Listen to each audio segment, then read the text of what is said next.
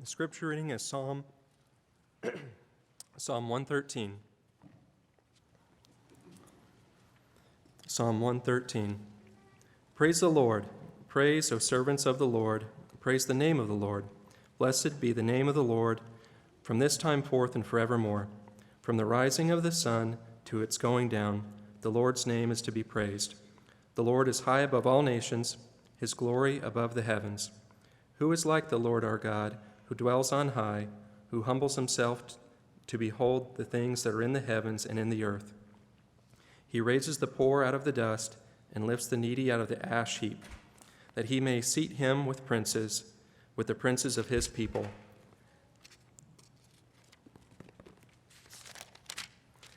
He grants the barren woman a home, like a joyful mother of children. Praise the Lord. Please be seated. Well, tonight we have guest speaker, Terron, Talley. The Talleys are one of our missionary families. They are in Nairobi, Kenya. Actually, they have decided to return home, and I'm sure Terron will tell you a little bit more about that. But Terron's been there working with a ministry called Made in the Streets, reaching out to street kids in Nairobi, Kenya. He's been there for almost 7 years doing this work. About a year and a half ago, a little less, Terron found the love of his life, Tasha, and got married. I had the privilege to go and be a part of that. Terron was in my wedding 20 years ago. Man, we're getting old, Terron. 20 years ago.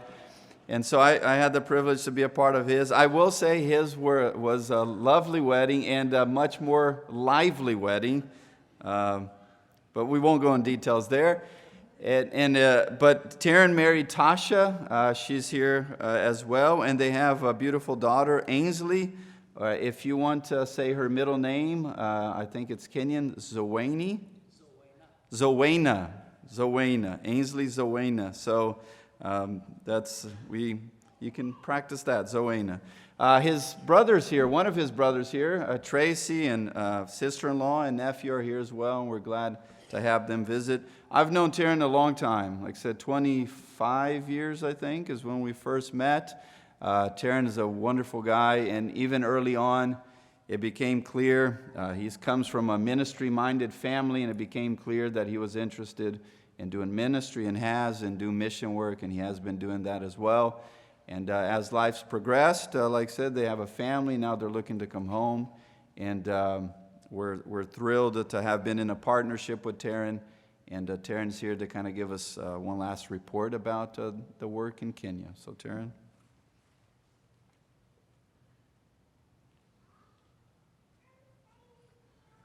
Good afternoon, evening, I guess. I'm very happy to be here with you guys again. Last time I was here was maybe 2 years ago.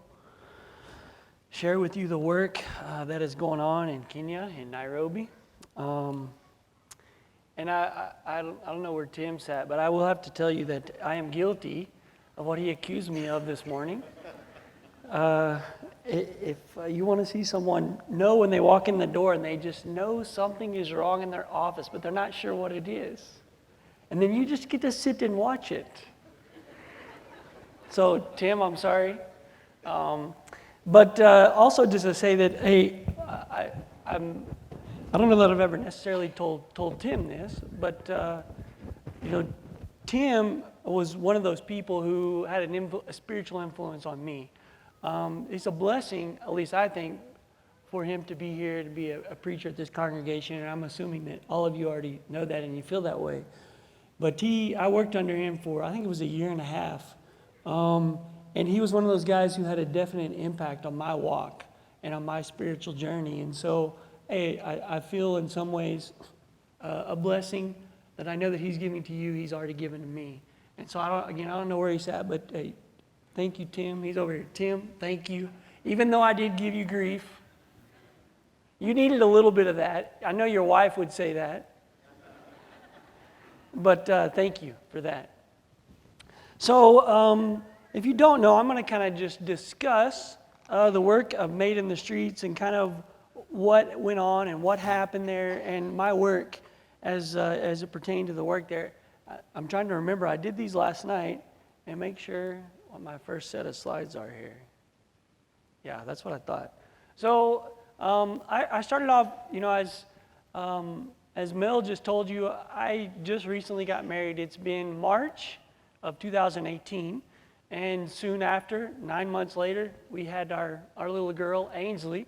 But you can see, I met Tasha. She is Kenyan, and I met her when she came back to visit some of her friends who were staff members at Made in the Streets. So met her there, and then we ran into each other. There's a picture later you'll see. We ran into each other at a wedding. But she has a job, works for a place called Good News Productions. They actually do video and all kinds of video productions. Generally speaking, it's for Christian organizations or churches. So she's highly involved in that, is very skilled at that. And we married, as it says, March 17th. And then 6 months later, we had Ainsley. And there'll be, actually, I meant to click this because I think there's a bunch of pictures to follow. And so we have been there, and Tasha has also, she was a part of Made in the Streets many years ago. And so we met, like I said, when she came back to visit with some of those teachers. Excuse me, I meant to come with my water.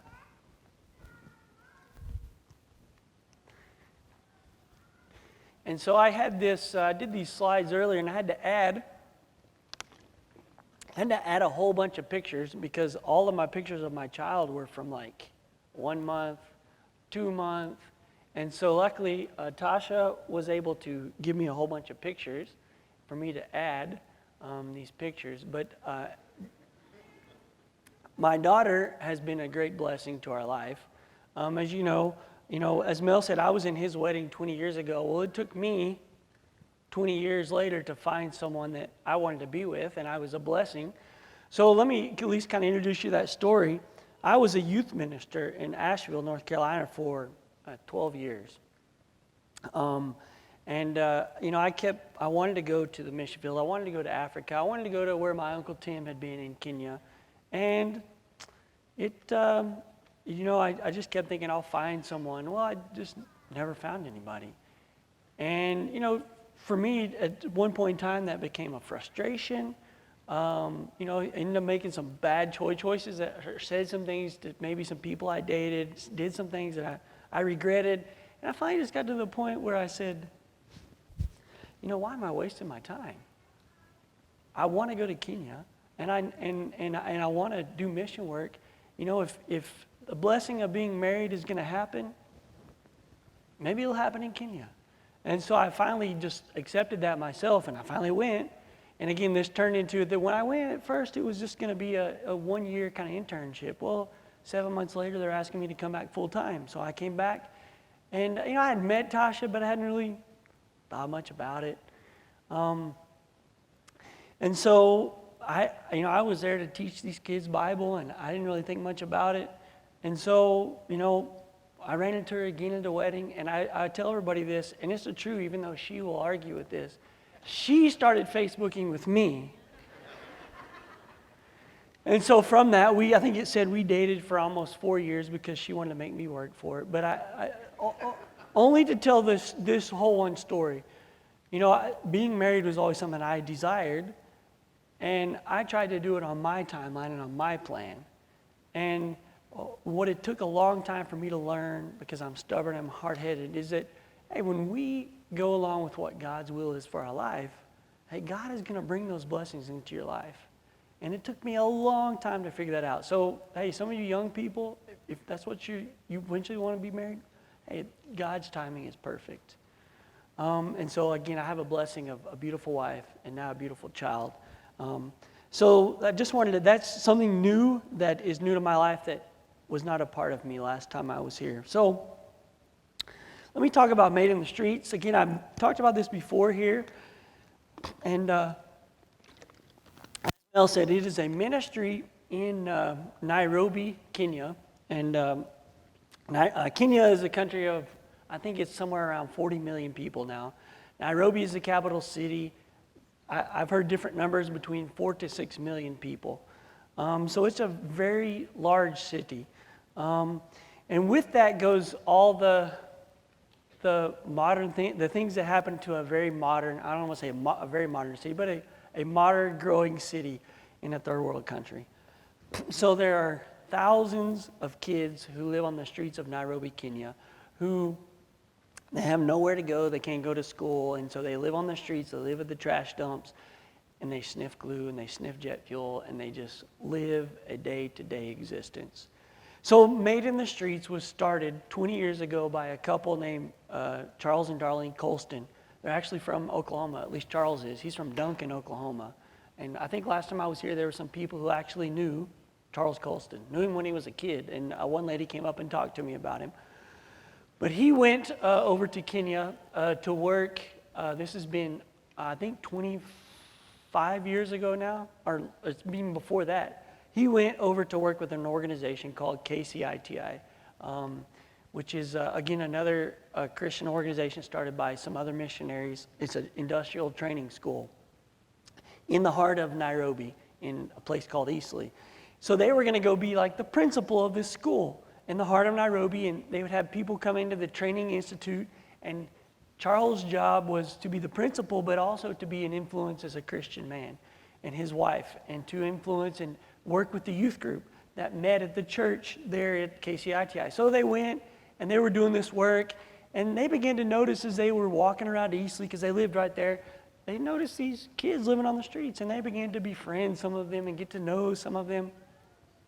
So from that, they met a few, and they talked to one, and they began to teach him about Jesus. And this one in particular, there are others, but this one in particular became a Christian, and he got a little bit older, and he's like, we need to take this message of Jesus out to other street kids.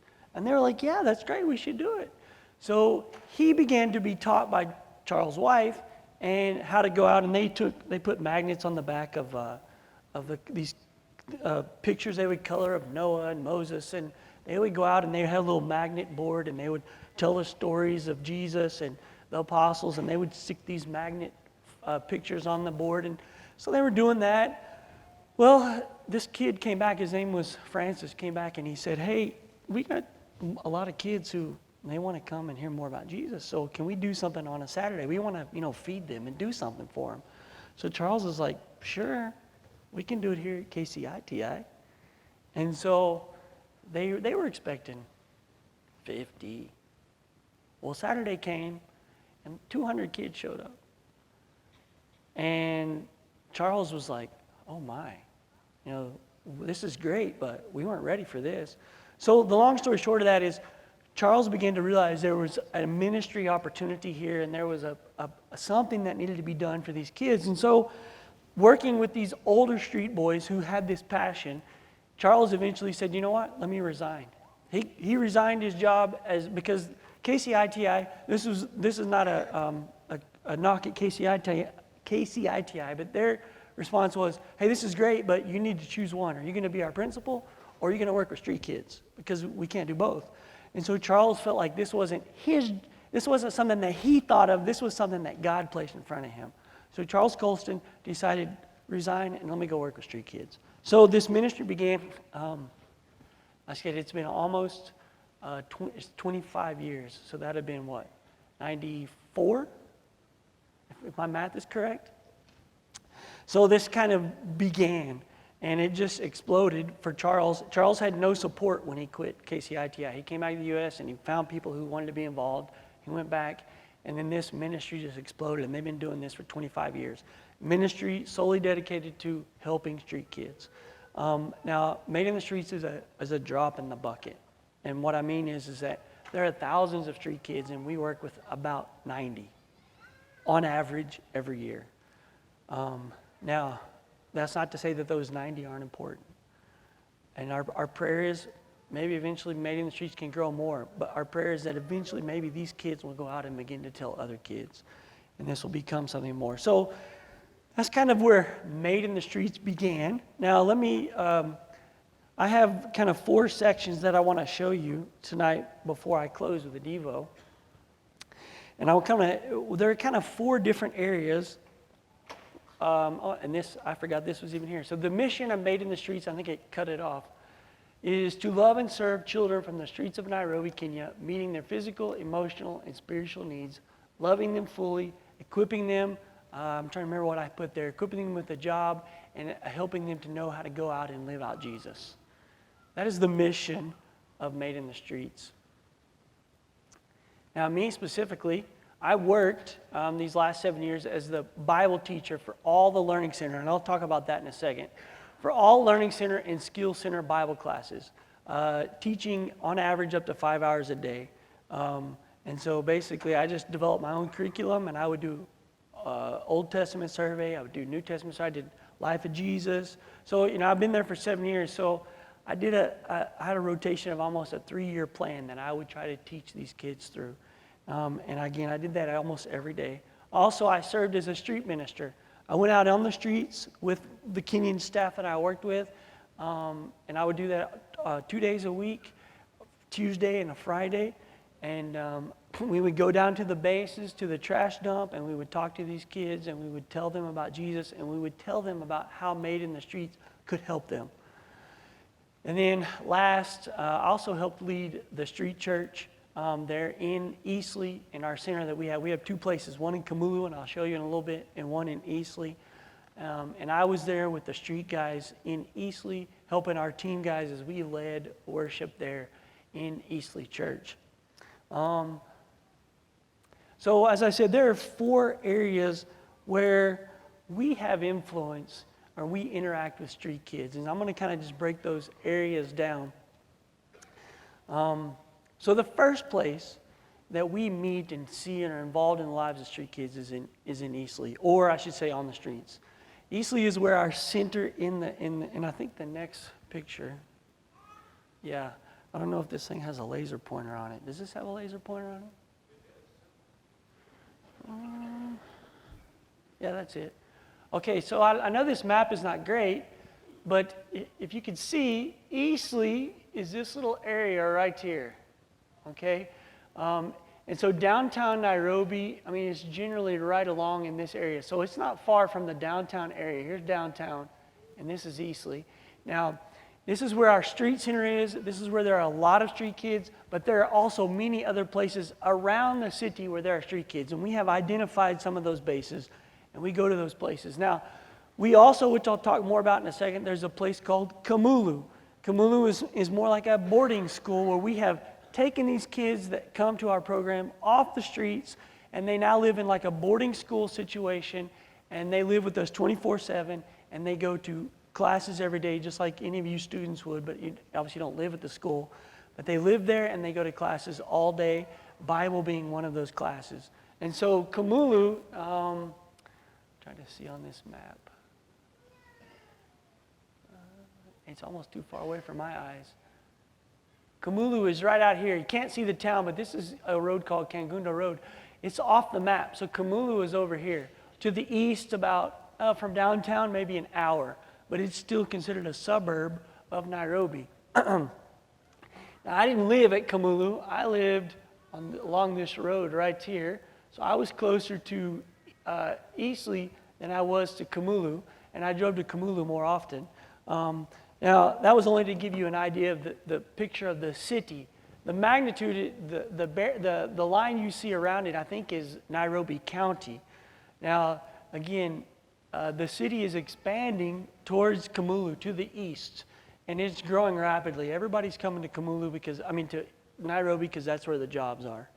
And so most young people are there, and so there are a ton of street kids. Now, before I go into these, I think the next is pictures. Yeah. So these are some pictures of kids that you'll see on the streets. You can see how they're dressed. You can see, I think the next one, this is us talking to some of these guys on the trash dump, trash heap. People ask the question, well, why do these kids go to the streets? Well, again, as I said in class this morning, they go to the streets for a lot of reasons. Some of them, they go to the streets because their parents don't have the ability to pay their school fees. And so they're not going to school, they're just sitting around at home. And so to them, it's like, I'm not doing anything anyway, so why not? So they'll run away from home. Some of them live up country in what we would say is Ushago, middle of nowhere. And so there's nothing going on there. There's no life. They hear it's better in Nairobi, so they find their way to Nairobi. And they find there's nothing for them. Once they get to Nairobi, they don't know what to do. So the only place for them to go is to the streets. They can't go back home because of the shame. Some of them, their parents will remarry, and they'll be in a step situation. And generally speaking, especially stepfathers don't treat their stepchildren very well. And so a lot of them, they beat their kids. And so these kids, again, they don't see anything at home for them, so they run away. So then once they get to the streets, it's a fight of survival. How do I survive? How do I live? How do I find food? And so a lot of them don't find food if they don't get it at the trash heap. So then your next step is, well, how do I get rid of these hunger pains? So then they go and they search out things that will kill those hunger pains. Typically, it tends to be industrial glue, jet fuel, those things that they sniff it kills their hunger pains, at least for a time. And so, I don't know if you saw one of those guys, he had a bottle in his mouth. A lot of them, you'll meet them and they've got bottles, they'll stick them up their sleeves, and they'll just have them right here all the time. Or you see them walking around with a rag in their hand all the time of jet fuel. And some of them have done even harder drugs. Where they get those drugs, I don't have any idea because I don't know where they have the money. But there are people, sad to say, who make their living off of selling industrial glue and selling jet fuel to street kids. Which I don't know how they do that, but in the same way, those people have to make a living because they don't want to be on the streets. I'm not justifying it, just telling you reality. And so that's how these kids, they live with that reality. And so many of the kids we meet are high, and you know they can't say or do anything, and it's amazing to meet them. A lot of them will go and they collect recycled plastic or metal, and that's how they get money to buy their drugs, or they get money to even maybe buy some simple food. So our first place of contact with these kids is on these streets.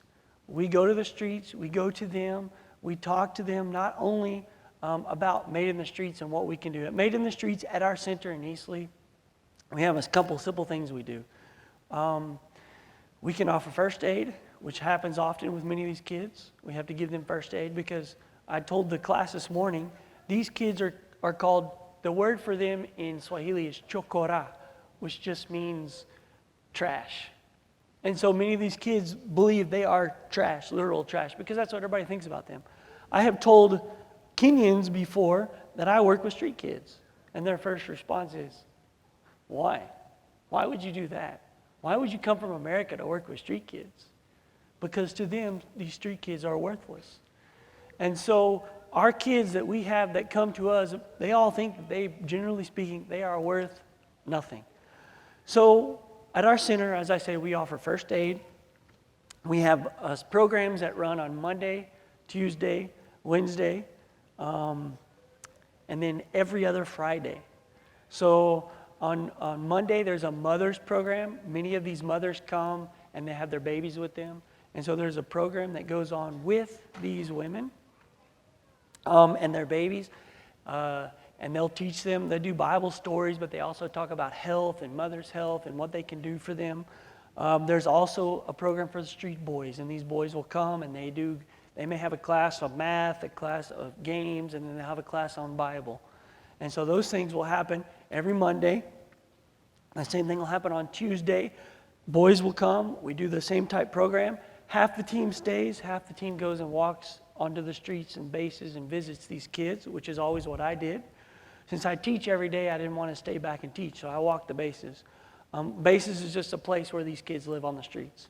The same happens on Wednesday. Friday, the full team would come, and all the people we work with would go out to one or two bases. Sometimes we meet them at a soccer field, and we have a soccer comp. We play a soccer game with these street kids. And I'm not a soccer player, so you can imagine these very high street kids even could still beat me in soccer. So it was pretty sad. But again, it was important for us to develop relationships and for us to go to them. We like them coming to us, which they did, but we want to go to them for them to know that, hey, it's not just about you coming to us, but we want to come to you and bring Jesus to you. And so when we have visitors, one of the first things we want to do is take them to the streets. I think we took Mel to the streets, didn't we, Mel? I don't know where Mel sat. We took you, right? And Stephen, I think, came too, right? We want them to go and see what they live and what they see. And here's the sad thing is, when people go and visit the streets, it's shock. Literal, like, I can't believe this. And the sad thing for me to say is, I forget that reaction anymore. I've been there so long, to me, I'm used to it. I don't have this, many young people, when they come, they cry. I don't have that reaction anymore because I've been there so long, this is their life. And so, again, our first place that we reach these kids is on the streets. So, before I go to these next set of slides, the next place, make sure that we have contact with these kids is at our learning center. Again, out to the east, we have a boarding school.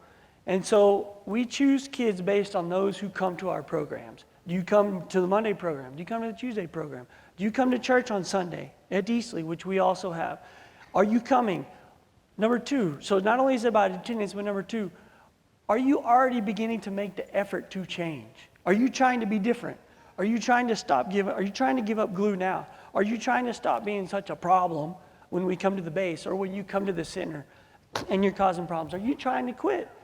And so it's based on attendance, it's based on beginning to change, and it's also, again, based on age. We have a certain window of kids we look for. We're looking for kids between 12 to 14. Those are the kids that we look for. Anything younger, it's not that we don't want them, we just are limited in what we can do. And anything older, they're going to get too old for us. But the good thing is we have so many partnerships with other organizations who do similar things that if they're too young for us, we can recommend them over to them. If they're too old for us, we can recommend them over to, and these other organizations do the same thing with us. We look for kids in that age category so that when these kids come to the boarding school, when they're taken off the streets, then they will be with us for, on average, till they're 18, but they will be in the Learning Center, which again is the Learning Center at the Literacy Center. They're just going to go to school and get the equivalent of an 8th grade education. They're going to learn math, science, English, Kiswahili, and then again, because it's a Christian boarding school, and what I did, teach them Bible. They're going to get all those things, and they're going to do it all day. They'll start at chapel, 8 o'clock in the morning, and then they'll go to classes all the way up to lunch, and then they'll have more classes in the afternoon until the end of the day, and then they have a little bit of free time before they go back to their dorms, and then they're in their dorms and they go to bed and their chores. So we, on average, will have them at the Learning Center for, on average, from anywhere from 2 to 4 years, depending on their age. And then when they turn 16, they graduate to a different track, a skill center, and we'll talk about that in a second. And so we choose those kids based upon age, based upon attendance at our programs, and based upon, are they already trying to change? And then from that, they will come to us in Kamulu. And the split there, I said we have about 90 students. It's probably, I would say, 60 boys, 30 girls. Ton more boys on the streets of Nairobi than there are girls, which is good because girls are not treated very well on the streets. You can imagine when a young lady goes to the street, what happens to them. I don't need to explain it to you. We have problems sometimes because we have many, many spots for girls, but it's hard to fill. Again, happily we can't fill those spots, but part of our problem is when we come to those bases and they see us coming, a lot of times they take their girls and they hide them. They don't want us to take their girls away from them. We've had many girls who've come to us and they've already have children. So we also have a little separate house for the girls who have kids. On them, I think there are some pictures of some of our children. I think there's about 3 or 4 girls who have children right now. And so let me roll through some pictures here. These are pictures of some of the kids in their classes. They have uniforms. And it'd be just like, in some sense, going to a school here. Maybe a little different. But they sit in class every day and learn just like your kids would learn. Some of the teachers at Made in the Streets, most of the staff at Made in the Streets are all Kenyan. Let me continue for the sake of time. So when they finish at the Learning Center, most of them will take a test called the KCPE, which is an 8th grade equivalent test. And they'll get a certificate when they take that test. It means they can move on to the next level, which would be high school, or they call it secondary there. We do not teach specifically for the next 4 years because we want to get them a skill, something they can go out and use. We don't have the money to send all these kids to go to more school, at least for 4 years of high school. So we focus on skill training. Now, let me go ahead I think there's a lot of pictures here, so let them go. We have had many skills in the past with mechanics, woodworking, catering, salon, sewing, farming. There's welding. I think they're starting to do some of that now, plumbing. But we've discovered we have all these skills, but many of these skills are not able to get our kids good jobs. So they've kind of changed what we do now. We have discovered that there are 2 skills that we know our kids can get jobs, and they'll be decent jobs they can live with.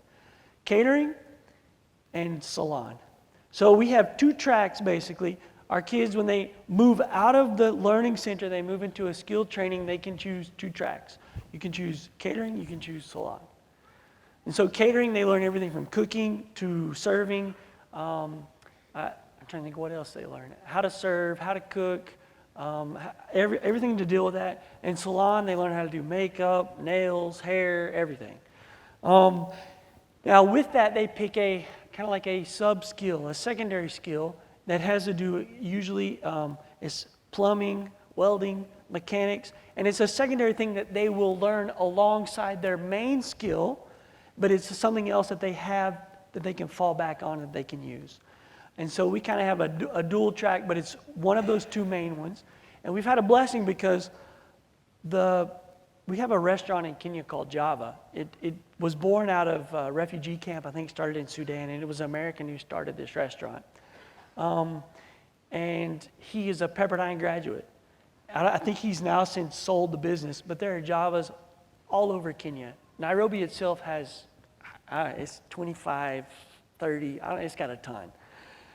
And it's a very famous American restaurant. And so because of that connection, I think it's like the last 3-4 years, we've been able to get every catering student at Made in the Streets has got a job at Java. One of the kids I'm closest to, he's a barista right now. So when I go to see him at Java, he makes me a drink. And so that's been a blessing for us on that side. But there are many of our kids are in Java. Some of them are servers. Some of them have gone into the chef line. They're cooks in Java. And some of them have become baristas. And there's probably at least 20 kids now who are working at Java from Made in the Streets. And when I tell people, they're talking to somebody like, hey, this kid used to be on the streets. And Kenyans are like, whatever. I'll get my phone out and I'll scroll through some pictures. Here he was on the streets. Are you sure? Yeah. It's hard for them to believe that a street kid could now be working here at this place. Salon jobs are also numerous all over Kenya. Now, we don't have we have some that are in some really good, high-paying, good jobs in salon, but there are salons that they're everywhere. You could just throw a rock and you'd probably hit a salon. And so our kids can easily get a job. They're not as high-paying, but they can get a job and they can go to work doing nails. I have some boys. We had a boy who became very successful in the salon. He got into this one lady's shop who sent him to more school. And when he would come back to visit Made in the Streets, they saw his nice clothes and they saw his phone. And so we had a group of boys who went, I want to be in the salon. So we have a lot of boys now who go into the salon and they learn how to do hair and nails. And I'm like, cool, if that gets you a life that you want and desire and it gets you off the streets, good for you.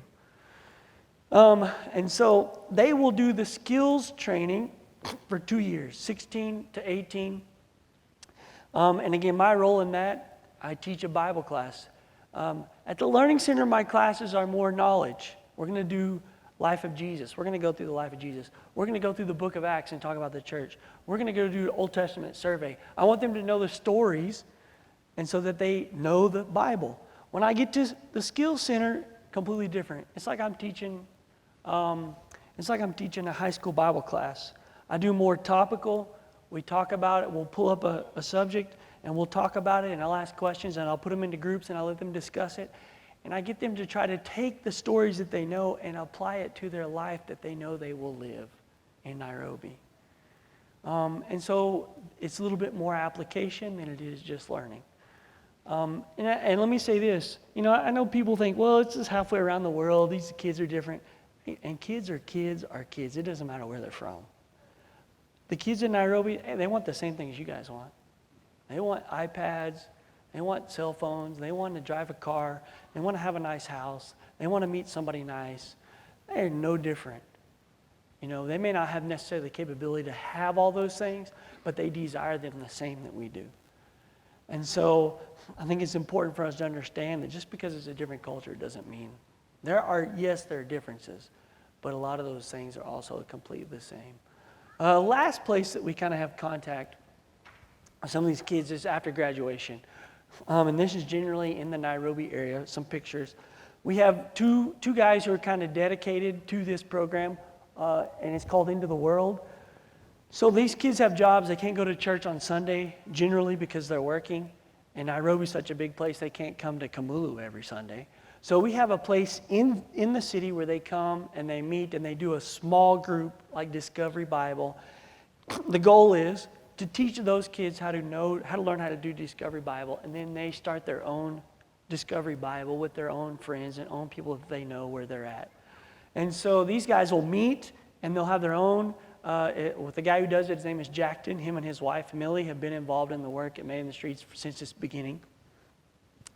Not only do they meet at this place in the city, but they go and visit the students at their jobs. They try to encourage them. They try to help them. There's also another guy. His name is Joel Njue, who's also been involved in the work for the whole time. And his job is he helps these kids transition from moving out of Made in the Streets and getting their job. He helps them get interviews. He helps them get their ID. He helps them prepare. They have classes that prepare these kids for the things that they need to be ready for to do an interview, how to put together a resume, how you should dress, all these things that they need to know that obviously they don't know. So he works to help these kids transition to that change. And again, there was a lot of pictures. Joel was some of them. And so for me, my job, what I did there, it wasn't really my job, but the kids I became close to, I would go visit. I go check on them. I see how they're doing. I ask them if they're going to our Bible study on Sunday night. Are you being involved? Try to encourage them that, yes, it's great you have a job, and yes, it's great you're out of Made in the Streets, but what's more important is are you continuing to keep a relationship with God? Do you know who God is? Are you still trying to read your Bible? Are you still involved? So that was kind of the role that I played there. So I know I don't have a lot of time left.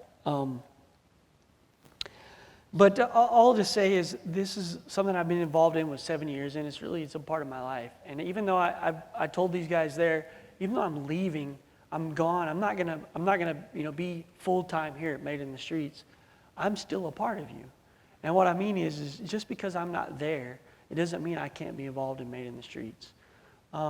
There's a lot of ways, because of my experience of being involved in that work, there's a lot of things as an American, I can give some advice to the people who are on the board who have only visited. There's other ways for me to go. My wife is Kenyan. I know I'm going to be back there probably once a year.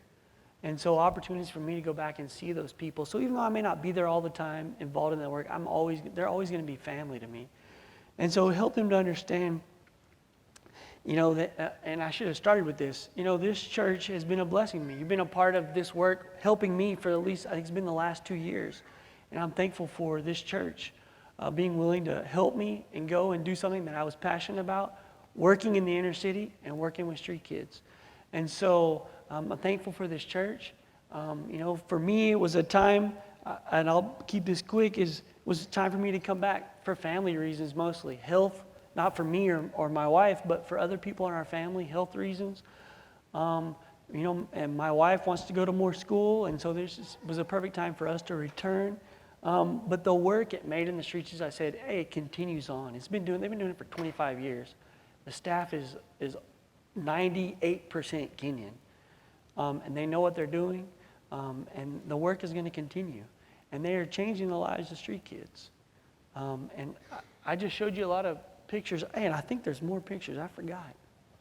I put these pictures up because, man, every single one of these kids, they're smiling. Their lives have changed. And some of them are still on the streets. And they're at our center, and they're still smiling. And so I put these pictures because most of these kids, and they're happy. Yeah, their life is not what they want it to be. Yeah, their life is probably not, what you could imagine. But they're happy. And so my point is, hey, the lives of street kids are being changed. Many of the people I worked with on the staff, off the top of my head, 5 or 6 of the people I work with are former street kids. The guy who's the director of Made in the Streets was that first boy that Charles and Darlene taught about Jesus and baptized. He's now the director of Made in the Streets. And so, even though, my work at Made in the Streets in some sense is now over, it's finished, doesn't mean that you guys, some of you can still be involved in the work at Made in the Streets. I think at the end of this, there's a website. You can give, you can sponsor a student, but they're very organized in how they do that and how they interact with that. And so if you still want to be involved and you still want to support this work, because I can tell you it's a good work, it's going to continue. Because I think it wasn't Charles and Darlene's plan, it was God's plan. Now, here's kind of what I want to close with. So there's some stuff here. If you want to look at it, you can even come talk to me later. But in closing, I want to just very quickly look at Luke chapter 7. So if you have your Bibles, I even talked about this passage this morning in Bible class. And we'll go through this very quickly because I'm already, I think, at 6 o'clock. Yeah. So Luke chapter 7, and the passage that was read, the verse that was read, Psalm 113, I picked that because it talked about how God lifts the poor up out of the dust. God who's up in heaven, he stoops down and he sees the heavens and he sees the earth. But God lifts those poor people up and he makes them princes. I'm not quoting that exactly, but look at Psalm 113 again and read it. And that reminds me of the work that was going on and Made in the Streets. I told you that these kids are known as chokora. They're trash. The point I want to make is everyone in the kingdom of God is valuable. And that is what Made in the Streets is trying to do with these street kids. We want them to know they are valuable, they're important, and God sees them. He lifts them up. Luke 7, 4 stories. 4 stories of people who but Jews would consider, these people are outside the kingdom. You have a centurion who says, hey, you guys go get Jesus and tell him my servant's sick. They go and they find Jesus, and Jesus says, I'm coming, let's go. And the servants say, the elders, these Jewish elders say, no, you don't need to come, because our centurion friend, he's a man under authority. And he has authority, and he says go, and people go, and he says come, and people come. He knows that if you just say the word, his servant will be healed. And Jesus, it says, was amazed because of this man's faith. I've seen no greater faith than anyone in Israel. So the men go, the elders return home, and the servant, he's healed. Okay? So you imagine a Jewish reader reading this, and they're reading about a centurion who has great faith. Like, Jesus, really? And then they come, as Jesus continues his journey, he comes to a town, and this crowd is following Jesus, and they're going into the town, and coming out of the town is a woman whose only son has died. She's weeping, she's crying. And we're told, verse 13, Jesus saw her, his heart went out to her, and he said, don't cry. He touches the coffin. Those carrying the coffin stood still, and Jesus says, get up, to the young man. The man sits up. Jesus gives him back to his mother. And he says people were amazed. They were filled with awe, and they could not believe what they just saw. A widow. So a Jewish listener, a Jewish reader is thinking, a woman who's going to be a drain on me, I got to take care of her because there's no one else left. We continue the story. John's disciples, they come and they see and they hear about what Jesus is doing, and they go and they tell John. And then John says, you guys go and take a message to Jesus. So these disciples of John go back and they come to Jesus and they say, make sure, they say in verse 19, are you the one who was to come? Or should we expect someone else? When the men came to Jesus, they gave him this message, and Jesus says, let me find the verse here, sorry. And we're told in verse 21 that at that time Jesus had cured many diseases and sicknesses and spirits, and so he gave this message back to them. Go back, verse 22, and report to John what you have seen and heard. The blind receive sight, the lame walk, those who have leprosy are cured, the good news is preached to the poor. Blessed is the man who does not fall away on account of me. So John, the messengers leave and they go to tell John the Baptist the message, and Jesus begins to preach a message about John the Baptist. And he says, verse 28, I tell you, among those born of women, there is no one greater than John. And again, Jewish readers and listeners are thinking, the crazy guy who lived out in the desert, who was baptizing people, he's the greatest? And then we come to, I think, the story that most people know well. Jesus goes into the house of a Pharisee. He sits down. The man doesn't offer him water to wash his feet. He doesn't give him a kiss, a normal greeting. He doesn't do anything for Jesus. Just hasn't come to his house to eat. So a woman, a sinful woman, an adulterous woman comes, and she begins to weep over Jesus. Washes his feet with her tears, dries his feet with her hair, takes an expensive jar of perfume and breaks it over Jesus' feet. And the Pharisee, man, if you're really a prophet, you would know who this is, who's doing this. And Jesus goes to tell a story. And he goes on to tell this woman her sins are forgiven. Now, again, a Jewish reader hearing that an adulterous woman, and Jesus is talking about what kind of a person she is, these are all people who would be considered outside the kingdom of God. And yet in this story, Jesus is showing that the gospel has been made for all. I just want to encourage you tonight. I want to encourage you to stop and think about who is it you need to go and teach and tell the message of Jesus. For us at Man in the Streets, our specific message was street kids. We wanted these kids to know that they were valuable, that they had family, that they were important, and that they were loved, that they had a place in God's kingdom. The same is true of this story. All of these people who would be considered outside the kingdom, the centurion, the widow, John the Baptist, a sinful woman, all have a place in God's kingdom. I don't know where you are tonight. I don't know if there's someone you need to talk to. I don't know if maybe you aren't where you need to be with Jesus tonight. What I do know, Jesus loves you, and God loves you, and God sent his son to die for you. And he wants you to be a part of his family. So if there's any way we can help you tonight, please come as we stand and sing.